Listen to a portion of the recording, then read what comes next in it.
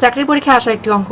এখানে অঙ্কটিতে আছে 2 অঙ্ক বিশিষ্ট একটি সংখ্যার এককের অঙ্ক দশকের অঙ্ক অপেক্ষা 3 বেশি। তো প্রথমে যেটা বলছে সেটাই লিখব, যে ধরি সংখ্যাটির দশক স্থানীয় অঙ্ক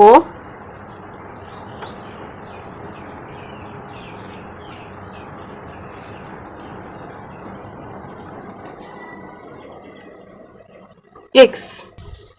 আবার কি বলছে, এককের অঙ্ক দশকের অঙ্ক অপেক্ষা 3 বেশি। সেক্ষেত্রে হবে যে একক স্থানীয় অঙ্ক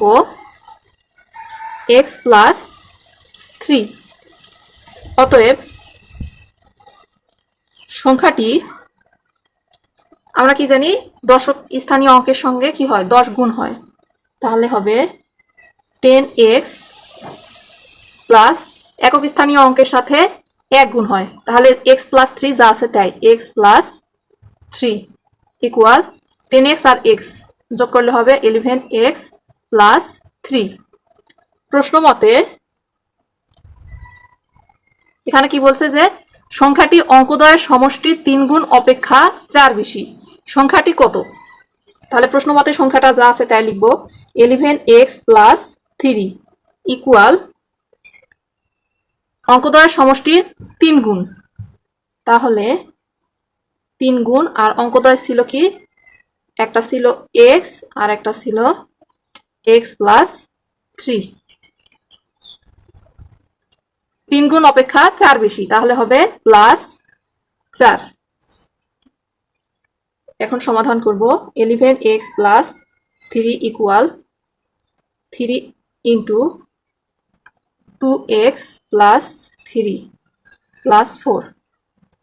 11x প্লাস 3 ইকুয়াল 3 আর 2 গুণ করলে 3 দুগুণে 6x প্লাস 3 তিরিকে 9, আর এখানে প্লাস 4 আছে, প্লাস 4। 11x 6xটাকে সমানের এই পাশে আনলে হবে মাইনাস 6x ইকুয়াল 9 আর 4 13, আর প্লাস 3কে সমানের ওই পাশে নিয়ে গেলে হবে মাইনাস 3।